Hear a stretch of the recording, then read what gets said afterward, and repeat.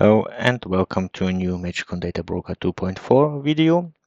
My name is Alexander Hein, and this time I would like to demonstrate you the mapping of array elements to scalar nodes, which is a new feature in the new Matrikon Data Broker 2.4 release. With this new feature, it is also possible now to map single array elements to other standalone variable nodes.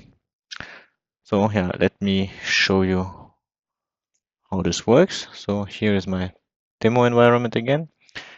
And yeah, I need the UI Explorer, which needs to be connected to the data broker.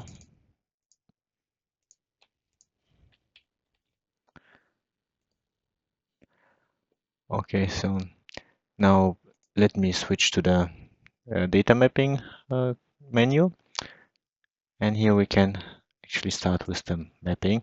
So here as a source node, I will be using an array from a simulation, a built-in simulator. I will go for dynamic arrays, and here I will simply pick a string, and you see here this string has multiple elements, and now I would like to map one of those, let's say the first element, to another standalone node. I will go to static, scalar, and here of course I still have to select the same data type. So now we are mapping an array element of type string to a string variable. Okay, I have to mark both or highlight both and then click map, give it the mapping a name, pair 1 for example, and add it to queue. So now this is in our queue, and now I could go and create further mappings and also add them to queue, and when finally done we can then commit all these mappings in one step. Okay, this has been done.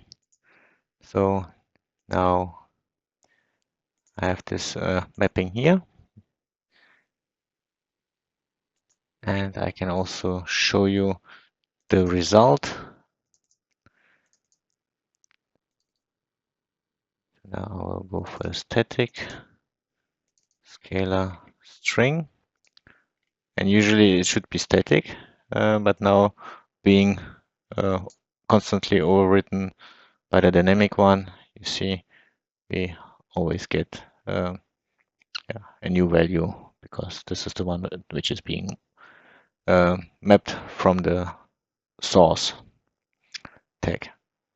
Yeah, this is pretty much it.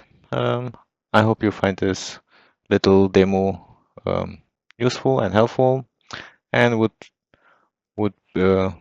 be happy to see you in the next videos as well. Thank you and goodbye. Thank you for watching this Matrikon tutorial video. If you found this information useful and want to see more of this type of content, smash that like button and leave a comment in the page below.